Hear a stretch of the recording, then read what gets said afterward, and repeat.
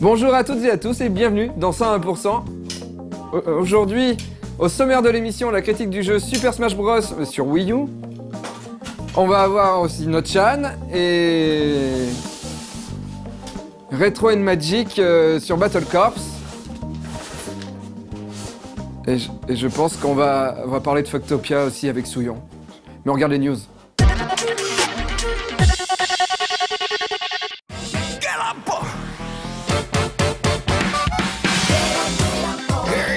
Quand on est un petit garçon au Japon, en ce moment, difficile de passer à côté de Yokai Watch, le jeu cross-média diabolique de Level 5.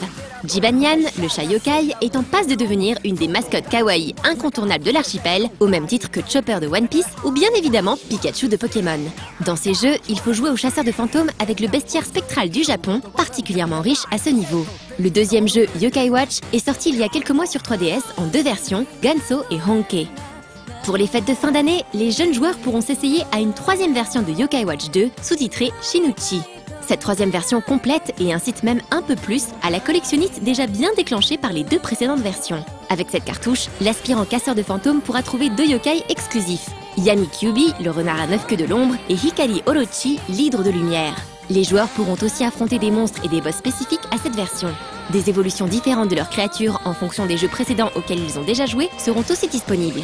Il y a même un bonus différent pour la version physique ou la version download, avec un Tiger Mask Nyan du plus bel effet pour le titre en dématérialisé.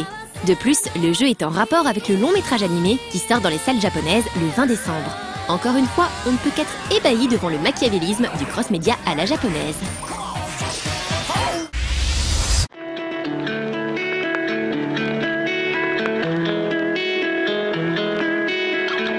Sorti en mai dernier sur support mobile, Monument Valley est un jeu de puzzle géométrique sublime, bien qu'un peu court.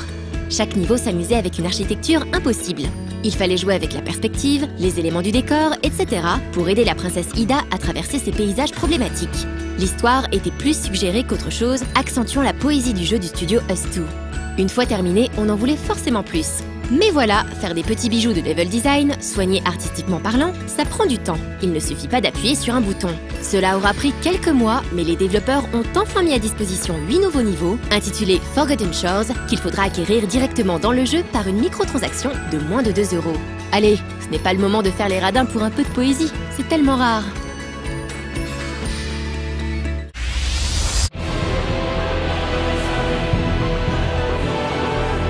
« 2015 risque d'être une année riche en titans, avec un second film compilation qui sortira bientôt dans les salles japonaises et les films live réalisés par Higuchi Shinji. La seconde saison de l'animé de l'Attaque des Titans, elle, n'arrivera pas tout de suite par contre et suit le cours de sa production. En attendant, Spike Chunsoft propose de se prendre pour un exterminateur de titans dans son jeu Shingeki no Kyojin, Jinrui Saego no Tsubasa Chain, qui a l'air d'être une version boostée de leur premier jeu du genre, sorti également sur 3DS en décembre 2013. On renfile donc les équipements de manœuvre tridimensionnels pour escalader du titan. Cette fois, il sera possible de jouer en multi, online ou local, jusqu'à 4, de participer à un mode solo reprenant l'histoire de 5 personnages principaux dont Libai, Eren ou Mikasa, et d'exécuter différentes missions pour que son avatar personnalisable gagne en niveau. Grâce à un classement en ligne, il sera aussi possible de devenir le meilleur sauveur de l'humanité.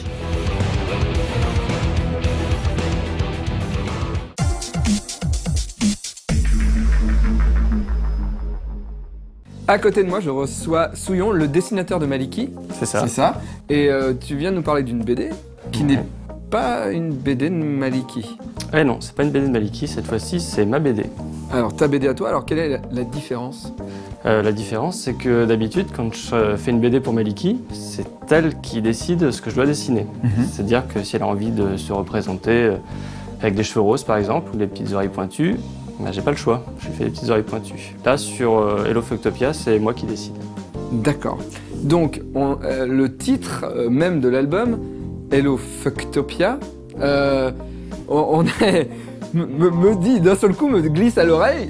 Bon, je l'ai lu la BD, mais même si je l'avais pas lu, je me dirais, on n'est peut-être pas dans l'univers rose bonbon peut-être habituel de Maliki. Non, non, pas exactement. Non. On a bien voulu justement se démarquer de Maliki parce que sur bon, Fucktopia. Ton dessin quand même, t'as le style, il y a ton style quand même. Ça reste, ça a peut-être un peu changé, c'est un peu plus sombre, un peu plus noir, des ancrages plus poussés, mais oui, ça reste. Et alors pourquoi mettre en pause ta collaboration avec Maliki et faire cet album? Déjà, est-ce qu'elle le prend bien et ensuite pourquoi? Déjà, elle le prend pas très bien, non. Mais elle m'a quand même laissé faire. Enfin, j'ai réussi à m'échapper une fois et bon, après elle m'a laissé faire mon truc dans mon coin. En fait, on l'a fait relativement vite cet album, en 6 mois à peu près. Du coup, bon, elle a toléré. Attends. T'as fait cet album en 6 mois, mais tu m'en parles depuis des années de cet album. Oui, en fait, j'en parle depuis des années. À chaque fois, je passe pour un pignouf parce que ça sort jamais l'année d'après. Ça fait peut-être 4 ou 5 ans en fait que Fucktopia est en projet. Mais c'était surtout le scénario en fait. Comme j'ai pas l'habitude de faire des histoires longues, il m'a fallu vraiment beaucoup de temps, ne serait-ce que pour écrire le scénario, parce que je savais pas écrire de scénario long, donc il a fallu que je me documente, que je lise des bouquins, que je regarde Parce des que films. quand tu travailles sur d'autres albums, t'es plus sur du scénario court et donc du coup ça va plus vite. C'est ça. Et donc même t'écris même pas. Tu te laisses- Si, j'écris toujours du scénario, mais là c'était quand même beaucoup plus conséquent au niveau de la taille. Et puis il y avait aussi le fait que j'avais besoin de me sentir en confiance pour le faire, aussi bien au niveau technique que narratif, et voilà, il a fallu du temps. D'accord, c'est le temps de ta confiance en toi, c'est 5 ans à peu près. C'est ça. Ok. On va regarder la critique du jeu Super Smash Bros sur Wii U. T'aimes bien Super Smash Bros? Ouais, j'aime bien, c'est un peu bordélique, mais j'aime bien, ça défoule. Moi aussi. Moi j'aimais bien avant et je trouve que maintenant c'est de plus en plus bordélique et ils ont enlevé un peu les systèmes d'aventure. Alors je sais pas sur Wii U, mais en tout cas sur 3DS j'étais assez déçu. Voyons la critique sur Wii U.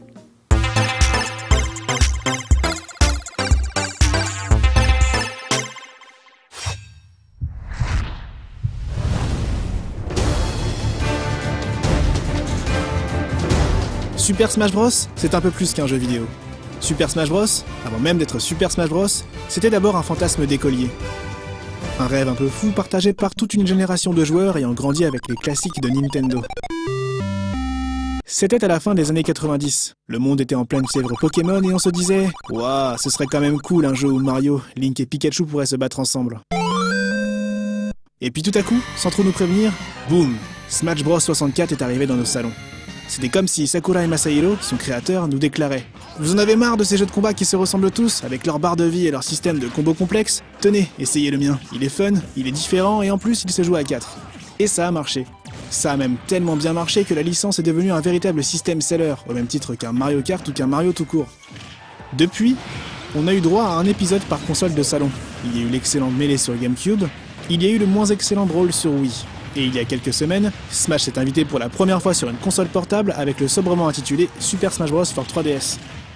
Un épisode excellent, complet et généreux, accueilli chaudement par la presse et par les joueurs.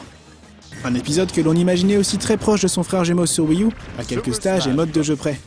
Mais ça, c'était avant de voir cette vidéo. So I, the announcer, am here to detail some new features that can't be found in Super Smash Bros. For Nintendo 3DS. Super Smash Bros. For Wii U! 50 must-see things!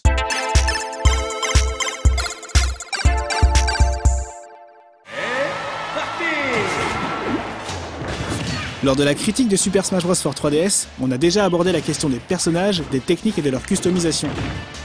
Comme ces éléments sont supposés être strictement les mêmes d'une plateforme à une autre, on se concentrera dans cette partie sur les modes de jeu exclusifs à la Wii U. Pour l'occasion, l'aventure Smash fait place à l'Odyssey Smash, une sorte de jeu de plateau orienté baston. Comme dans un Mario Party, chaque tour commence par un jet de dés. En naviguant de case en case sur une des 3 cartes proposées, on peut ainsi récolter des boosts, augmentant ses stats jusqu'à la fin de la partie, des trophées aux effets divers, ou des personnages, utilisables lors des combats. Ces derniers s'enclenchent lorsque 2 joueurs se retrouvent sur une même case. Un match au thème aléatoire est alors lancé avec à la clé des malus pour les perdants, mais aussi, en contrepartie, des récompenses pour le gagnant, sachant que le bon déroulement d'un tour peut aussi être chamboulé par des événements spéciaux. Quand vient le dernier tour, les joueurs s'affrontent lors d'une ultime mêlée. À ce moment, le but est de triompher de ses rivaux à l'aide des personnages que l'on a réussi, tant bien que mal, à conserver et à améliorer au cours de la partie. Sympathique mais sans plus, l'Odyssey Smash est surtout une bonne occasion de grappiller des améliorations de personnages tout en faisant participer ses amis, le mode étant jouable jusqu'à 4. Autre mode inédit, le mode événement, lui aussi accessible en solo et en multi. Comme d'habitude, il s'agit ici d'accomplir une série de mini-scénarios en participant à des combats au but et aux conditions prédéfinies. Certains sont assez simples, d'autres demandent un peu plus de coups d'essai, surtout si on s'attache à remplir les objectifs secondaires, évidemment plus subtils. Réussir ces scénarios permet de débloquer des personnages et des trophées, mais aussi d'obtenir de l'argent et des bons à utiliser dans le mode commande spéciale. Ce mode, totalement nouveau, se divise en deux parties. On a d'un côté le mode commande clé à main, où le but est de réussir des objectifs aléatoires pour obtenir des récompenses. Et on a d'un autre côté les commandes démaniaques, dont le principe est similaire mais le fonctionnement bien plus sadique. Il s'agit une fois encore de remporter des combats spéciaux, mais les récompenses, cette fois-ci bien plus intéressantes, ne s'obtiennent qu'une fois la clé à main vaincue. En gros, on peut enchaîner les bastons à volonté durant 10 minutes, avoir une liste alléchante d'items à débloquer, puis soudainement tout perdre, Goldus, objets et estime de soi, en se faisant laminer contre le boss final. Un système potentiellement frustrant, mais qui a le mérite de récompenser la prise de risque, exactement comme le paramétrage de la difficulté dans le mode classique. Annoncé lors du dernier Nintendo Direct, le mode Smash à 8 fait son entrée et vient carrément doubler le nombre de joueurs maximum. Pour contrôler les personnages, on pourra connecter au choix jusqu'à 8 manettes GameCube via des adaptateurs, 8 3DS, à condition qu'elles possèdent chacune une version du jeu, ou encore 7 Wiimotes. Au vu du grand bazar que ce mode risque d'apporter à l'écran, ou plutôt va apporter à l'écran, des stages plus larges, tels que le vaste champ de bataille, ont été créés. Toujours côté exclu de la Wii U, on note le retour du créateur de stage. Celui-ci exploite la fonction tactile du gamepad avec des niveaux à tracer au stylet. A l'instar de son prédécesseur, le mode permet de gérer non seulement la musique du niveau, son image de fond, ses objets inclus, ses plateformes, mobiles ou immobiles, mais aussi leurs propriétés, à savoir si l'on peut s'accrocher à leur bord ou non. L'efficacité de ce mode dépendra bien sûr de la créativité des joueurs, mais sa présence est un plus considérable venant booster le nombre de terrains jouables. Il y en avait 34 sur 3DS et il y en a 46 sur Wii U, dont 26 totalement originaux. Mention spéciale à la jungle déjantée se déroulant sur 2 plans différents, une première dans la série. Pour l'anecdote, les stages de la 3DS sont inspirés de jeux sortis sur console portable, tandis que ceux de la Wii U font écho à des jeux de console de salon. Mais quelle que soit la plateforme sur laquelle on joue, les stages de Super Smash Bros 4 fonctionnent particulièrement bien. Pourquoi ? Parce qu'ils sont moins lourdingues qu'avant, parce qu'on peut tous les choisir en mode destination finale. Mais aussi, et surtout, parce qu'ils représentent à eux seuls des petits bouts d'époque, des morceaux de l'histoire de Nintendo et de notre vie de joueur. Et c'est précisément pour ce souci du détail et de la référence que l'on apprécie la série depuis maintenant 15 ans.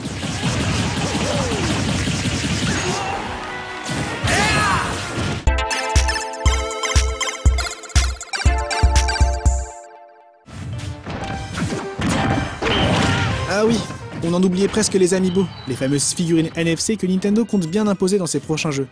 Concernant leur principe, c'est comme dans Skylanders, sauf qu'à la place d'un portail, on utilise le gamepad. On pose une première fois la figurine pour la faire apparaître, puis une deuxième fois pour sauvegarder sa progression. Un amiibo, c'est tout simplement une IA évolutive, un ordinateur qui gagne de l'expérience et apprend des techniques en jouant contre son utilisateur. L'amiibo copie, l'amiibo peut parfois surprendre et se montrer redoutable, mais l'amiibo reste irrémédiablement un ordinateur. Certes, les figurines sont plutôt jolies, mais on en vient tout de même à se demander quelle est leur véritable utilité dans Smash Bros. Une série dont l'intérêt réside principalement dans le multi, dans le jeu d'esprit entre 2 joueurs ou plus.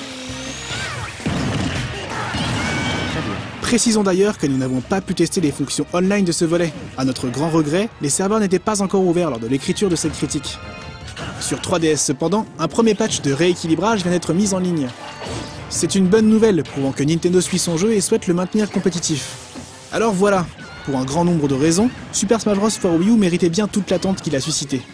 Le jeu est peaufiné au maximum, il est fluide, même dans le mode Smash à 8, son univers se marie parfaitement à la HD, il exploite toutes les fonctions du gamepad et permet même de connecter sa 3DS à la console, que ce soit pour transférer des personnages ou s'en servir comme contrôleur. À travers ce 4e Smash Bros, Nintendo prouve une nouvelle fois son savoir-faire et sa capacité à satisfaire tous les publics, joueurs occasionnels, grands collectionneurs et inconditionnels de la manette de GameCube. Super Smash Bros for 3DS était complet, Super Smash Bros for Wii U est simplement exhaustif.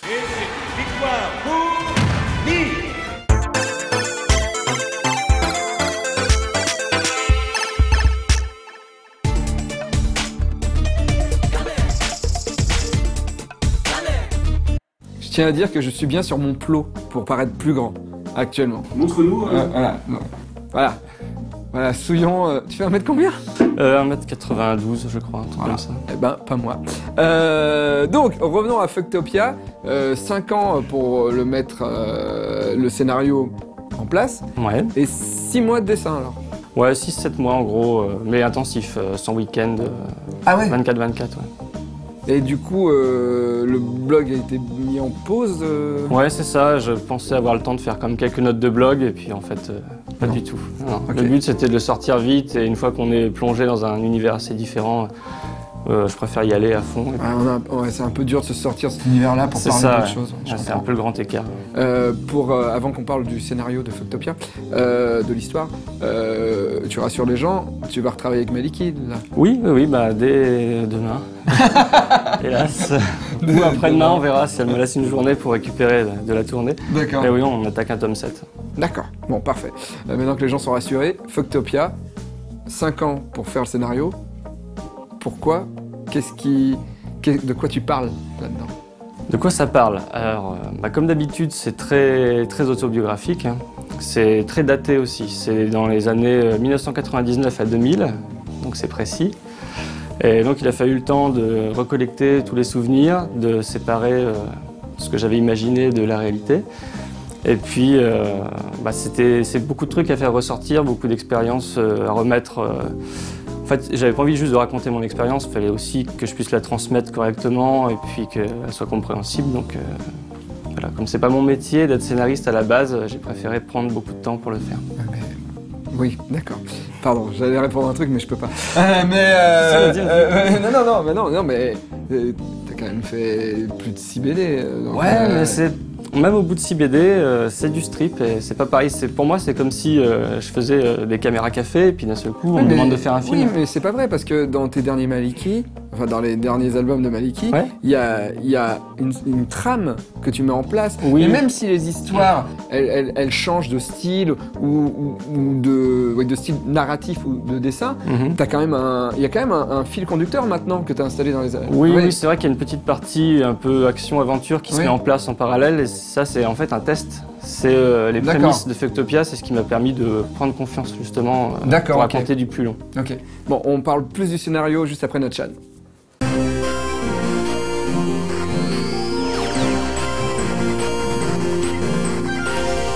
Salut Zotac, c'est Notchan. C'est bientôt Noël et vous hallucinez que les boutiques aient déjà sorti depuis un moment les chocolats, les sapins en plastique et autres guirlandes. Pris d'un léger mouvement de panique, ça commence à turbiner dans le ciboulot pour savoir quel cadeau de Noël vous allez bien pouvoir offrir. Et comment vous allez optimiser votre liste à vous également. Pour maman, vous voulez un cadeau original, pas un collier de nouilles quand même. Déjà, on n'est pas tous très manuels et les traumatismes d'enfance doivent rester où ils sont. Il ne faut pas tomber forcément non plus sur un classique coffret Blu-ray de Game of Thrones, ou pire, le dernier livre de Marc Lévy. Un peu d'imagination, que diable! Par exemple, ce superbe calendrier des dieux des développeurs qui sera du meilleur goût dans vos toilettes. Non? Ça donne pas envie? Pourtant, je suis sûr que ma mère kifferait. Bref, la décoration, ça ne se discute pas. Tenez, en Suède, à Vimpeltorpet, les gens sont à la pointe de la déco quand ils vendent leur maison. D'abord, c'est la classe d'être accueilli par le Predator. Et regardez ce home cinéma. Le film n'est même pas commencé que vous êtes déjà dans l'ambiance. Pour les têtes accrochées au mur, je suis moins sûr, mais encore une fois, les goûts et les couleurs, hein. Tout ça pour un peu moins de 1 757 000 couronnes suédoises, environ 200 000 €. Un bien beau cadeau de Noël pour le coup. Ou alors un voyage au Japon, totalement au hasard. En voilà une idée qu'elle est bonne. Comme ça, on pourrait se balader dans la région de Kanagawa. Peut-être même aurez-vous la chance de tomber sur ces feux de signalisation récemment installés. Le petit bonhomme vert y laisse sa place à la silhouette d'un célèbre robot. Tant que vous y êtes, et qu'on pense à Tetsuo Natome, faites un saut à la gare de Takada Nobaba. Rien que pour entendre la mélodie de l'arrêt du métro, reprenant le thème du courageux petit robot créé par Tezuka Osamu, ça vaut le coup.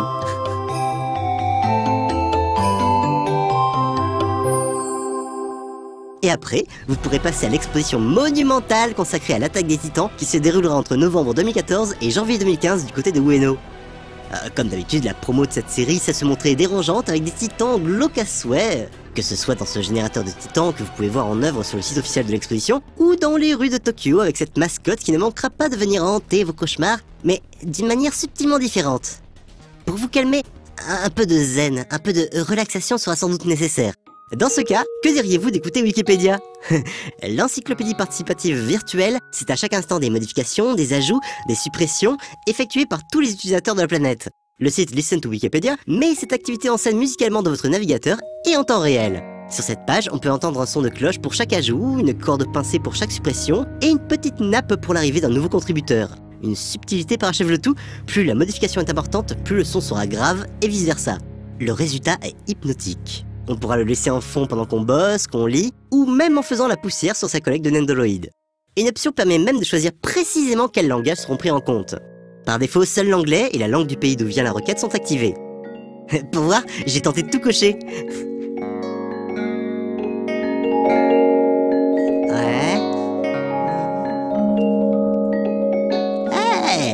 Pas mal le résultat. Un peu dans le même esprit, on peut aussi maintenant se représenter ce que ça fait d'écouter le Wi-Fi.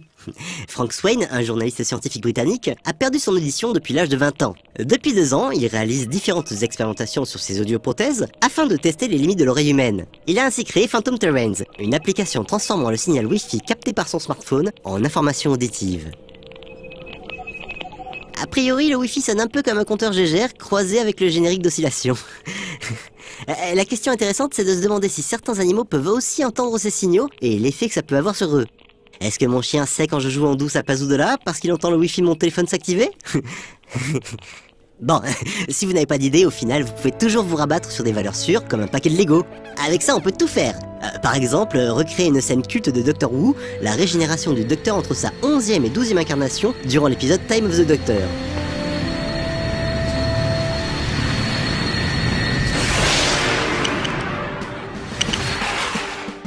Classique, mais toujours efficace. Allez, c'est pas le tout, mais je vais devoir vous laisser. J'ai encore des tonnes de trucs à faire. Je dois terminer ma liste et réfléchir à ce que je vais offrir à l'équipe. Par exemple, à Nono-chan, qu'est-ce qui pourrait lui faire plaisir? Ouais, peut-être un calendrier de moi. Les dieux de Nono-chan. Moi derrière mon bureau. Moi à gauche de mon bureau. Moi à droite de mon bureau. Moi sans mon t-shirt. Ouais, je sais, je vais trop loin. Avant que votre imagination ne s'emballe, je vous dis à la prochaine les otaques.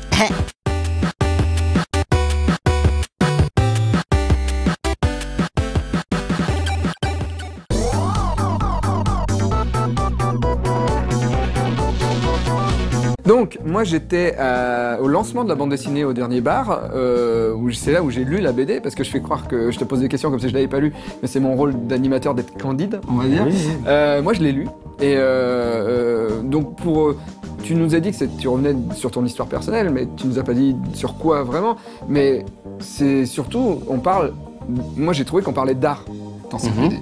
Alors après peut-être que les gens qui vont lire vont pas voir l'art, mais j'ai l'impression que tu te poses des questions sur comment créer, et parce que la grande question c'est ton personnage à l'intérieur va à l'école, entre en école d'art. C'est ça, et devenir dessinatrice. Pas hyper heureuse de découvrir cette école d'art. C'est ça, en fait, elle s'en était un peu fait toute une montagne. Elle s'était dit, je vais arriver de ma campagne à Paris. Paris, c'est un peu le rêve, l'excellence. On va m'apprendre des tonnes de trucs. Et en fait, elle se rend compte que personne l'attendait et qu'il va falloir un peu se battre. Finalement, ça va pas être si simple. Et que, en fait, elle a raté toutes les meilleures écoles, donc elle se retrouve aussi un peu dans l'école la plus pourrie. Et elle se rend compte que... On t'a donné de nom ? Si, c'est Paris 8, l'université. Non, en fait, elle a pas la bonne filière. Elle a pas la bonne filière, voilà. Elle voulait faire du dessin et on lui apprend de l'histoire de l'art, d'analyser des artistes contemporains. C'est que du théorique, en fait. Ouais. Ça, le théorique, ça l'intéresse, mais pas toute la journée, quoi. Et du coup, c'est pour ça qu'elle kiffe, le cours qu'elle kiffe le plus, c'est le cours du mec qui a réussi à faire un cours qui n'existe pas, quoi, le cours de photocopie. C'est ça, en fait, c'est un prof qui s'est dit, tiens, je vais voir ce que je peux réussir à faire passer au niveau de l'administration. C'est un prof un peu anarchiste. Il a réussi à faire passer un cours de photocopie. Et ça, c'est vrai ? Ça, c'est vrai. Ça s'appelait cours de photocopie ? Oui, alors après, le mec faisait réellement des œuvres d'art avec des photocopieurs. Tu sais, du genre, il photocopiait 1000 fois un dessin jusqu'à le dégrader à fond. Donc il y avait un vrai discours artistique derrière. D'accord. Mais il avait vraiment fait un cours de photocopie, où on devait se photocopier nous-mêmes. Enfin, c'était... En fait, tu faisais ce que tu voulais à ce cours. D'accord. Alors bon, on va pas revenir sur le scénario de la BD, il faut que les gens découvrent. En tout cas, c'est beaucoup plus sombre que ce qu'on a l'habitude de lire de toi. Pour moi, il y a toujours un petit côté de névrose qui tourne autour de ce que tu fais. Bien, oui. Ouais, et là, il n'y a pas à la chercher. Là, elle est au grand jour. Et par contre, moi, bon, je t'ai déjà posé la question à la soirée, mais pour moi, la fin est ouverte quand même. On va pas dire la fin, mais voilà. Et on a quand même la sensation que ça pourrait continuer. Toi, est-ce que tu as envie de continuer Fucktopia, de faire un 2 ou pas? Non, pour moi, Fucktopia, c'est un one-shot. Et la fin ouverte, c'est justement pour que les gens aient un point, un repère dans l'espace. Et le temps de ta carrière. Et ensuite, le suivant point, en fait, c'est les débuts de Maliki, les débuts du blog. Et je préfère laisser les gens imaginer un petit peu ce qui a pu se passer entre les deux, en fait. Et Maliki, le blog, là c'est pour moi, par rapport à, vu que j'ai lu la BD, mais ça a marché au bout de combien de temps? Et ça a été assez rapide, le succès? Non, ça a pris peut-être 2-3 ans à décoller. Ah ouais. Au début, il y avait ma mère qui venait mettre « j'aime bien », c'est rigolo. Après, t'as les copains des copains, et puis au bout d'un moment, ça décolle, mais c'est long. Ouais. C'est surtout avec Ankama, en fait, que ça a décollé, en fait. Donc j'imagine bien des périodes de doute. Oui, toujours. Hein. Très bien. On regarde Red One Magic sur Battle Corps.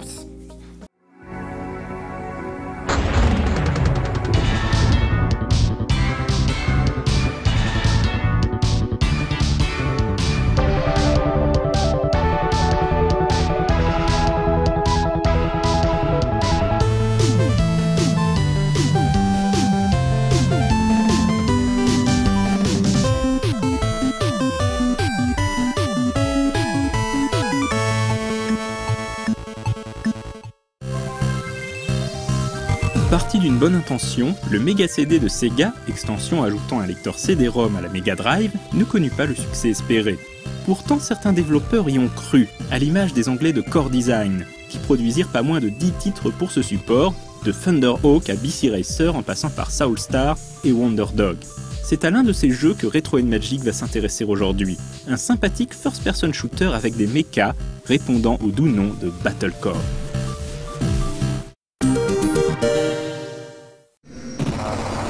Sur une planète minière connue sous le nom de Monde de Mandelbrot, l'ordinateur central Moses a été infecté par un virus informatique et a perdu les pédales. Les machines et autres drones se sont retournés contre les mineurs, massacrant tous sur leur passage. Il faut reprendre le contrôle de la situation, et la corporation minière décide de faire appel à des mercenaires, les Battle Corps. À bord de leur méca de combat, c'est au Battle Corps de se tailler un chemin jusqu'au terminal de Moses afin de rebooter le système. Avant de partir à la conquête de chacun des 12 niveaux du jeu, le joueur reçoit un briefing l'informant des objectifs à remplir et peut choisir son pilote parmi 3, chacun ayant des caractéristiques un peu différentes. Jack Cutter est le personnage le plus équilibré. Becky Ojo a moins de puissance de feu mais plus de manœuvrabilité, tandis que Dika Jung est plus lourd mais plus résistant. Lorsqu'un des pilotes meurt en mission, il n'est plus accessible et le joueur doit recommencer le niveau avec un autre personnage. Lorsque les 3 pilotes mangent les pissenlits par la racine, c'est le game over. Quel que soit le personnage aux commandes, le mecha est le même, appelé le BAM, pour machine d'assaut bipède. Le BAM est équipé de multiples armes. L'arme par défaut est une double mitrailleuse aux munitions illimitées, mais qui a tendance à surchauffer et devra donc refroidir avant de pouvoir être utilisée à nouveau. Le reste de l'arsenal est en quantité limitée. Missiles à tête chercheuse, grenades, lance-flammes et canons plasma. Il est impossible de récupérer des munitions en cours de niveau, il faudra donc se montrer économe. La santé du BAM est représentée par 2 barres, le bouclier et la coque. Heureusement, les niveaux sont parsemés de zones de recharge permettant de réparer son mecha. Évidemment, plus on avance dans le jeu, plus ces zones sont rares. En maintenant le bouton A de la manette plus une direction, il est possible de contrôler la rotation du cockpit indépendamment de la marche du mecha, et donc de regarder vers le haut, le bas ou sur les côtés. Il est donc possible, avec un peu d'entraînement, de se déplacer dans une direction tout en faisant feu dans une autre, ce qui s'avérera très utile pour survivre face à des vagues d'ennemis agressifs. Battle Corps est un FPS à l'ancienne. Les niveaux sont labyrinthiques et bourrés de pièges, d'ennemis et autres tourelles placées au sol ou au plafond. En général, chaque mission suit le même schéma. Trouver l'objectif, par exemple un générateur ou des antennes relais, le détruire, puis trouver l'ascenseur permettant de quitter le niveau. Il est possible d'afficher une mini-carte dans le coin du cockpit afin de se repérer plus facilement. Battle Corps fait bon usage de la technique mise au point par Core Design pour simuler un effet 3D, en jouant sur la taille de sprites accolés les uns aux autres. C'est en quelque sorte l'évolution logique des effets de profondeur mis au point par Suzuki Yu dans Space Harrier ou Hang-On. En tout cas, ça marche plutôt bien, et l'impression d'évoluer dans un espace en 3 dimensions est bien là. Malgré ses qualités techniques, Battle Corps ne s'illustre pas pour sa direction artistique pseudo-comics pas franchement élégante, ni pour ses effets sonores et autres voix numérisées. En revanche, s'il y a bien un point pour lequel le jeu de core design frôle la perfection, c'est bien sur le plan de la musique.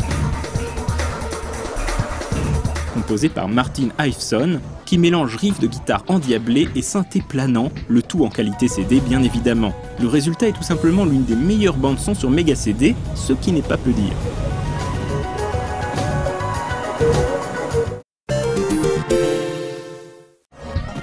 Pas très connu, Battlecore est pourtant l'un des meilleurs jeux développés par Core Design sur Mega CD, et un des meilleurs FPS sortis sur console 16 bits.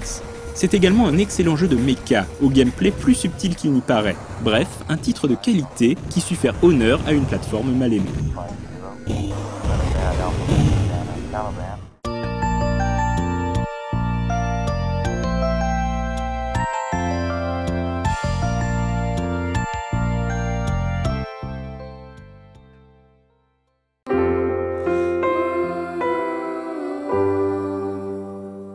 Voilà, ce 101% est terminé.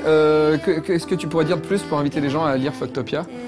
Parce que déjà ça s'appelle Fucktopia déjà. Déjà ça s'appelle Fucktopia, c'est déjà quand même c'est intriguant, on ne trouve pas, moi ça. Intriguant, ça me donne envie d'ouvrir la BD. Je vous la conseille de l'ouvrir un peu au milieu. Apparemment les gens qui l'ouvrent au milieu, ils font. Oh. Et bah justement Cyril à la soirée quand il est venu me filmer, il était pile poil au moment où il y avait un personnage qui prenait une douche. Ah peut-être, peut-être, mais Ouais. mes persos sont très propres. Oui, ça va, oui, là, et de partout. De partout. Voilà, ce 101% est terminé. À très bientôt. Ciao. La casa va s'assaisonner.